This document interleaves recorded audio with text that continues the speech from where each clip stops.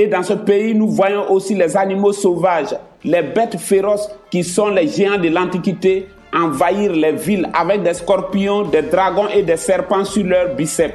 Des hommes ayant des oreilles percées, des coiffures erronées et des langages nouveaux. Ils sont tous fruits de péché. Certains viennent de cette pépinière de brigands appelés enfants de rue. Or, nous savons que la rue n'est pas une personne pour faire des enfants.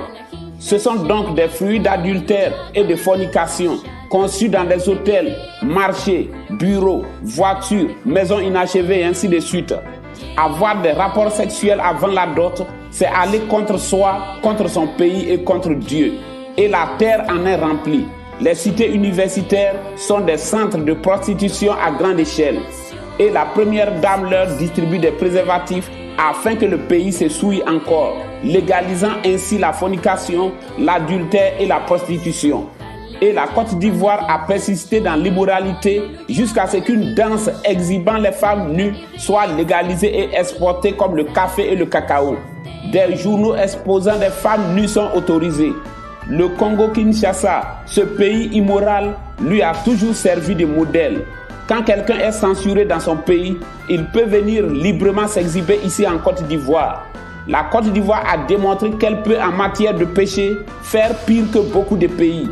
Et ce sont des personnes immorales, d'autres comme l'animatrice Annie Kelly, ayant posé nue dans des films ici même, qu'on préfère comme animatrice à la télé afin de détruire la jeunesse.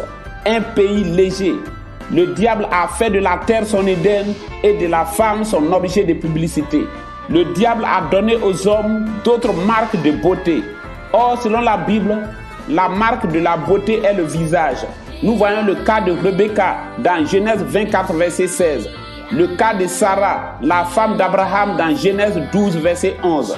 Le cas de Rachel dans Genèse 29, verset 17. Le cas d'Abigaël dans 1 Samuel 25, verset 3. Le cas de Tamar, 2 Samuel 14, verset 27. Mais le diable a inventé d'autres marques, les fesses, puis le nombril, puis le teint, puis le maquillage, ainsi de suite. Ce qui est une remise en cause de la perfection divine. Une manière de dire que Dieu devait faire les choses de telle manière. Le sort de Jézabel vous est réservé. Une main divine se saisit des chiens pour manger votre arrière-grand-mère Jézabel. Et que se passa-t-il avec Jézabel? Les chiens ne touchèrent pas le crâne, les pieds et les paumes des mains à cause des maquillages et des vernis à ongles. Mes très chères sœurs, Dieu veut vous voir tel qu'il vous a créé.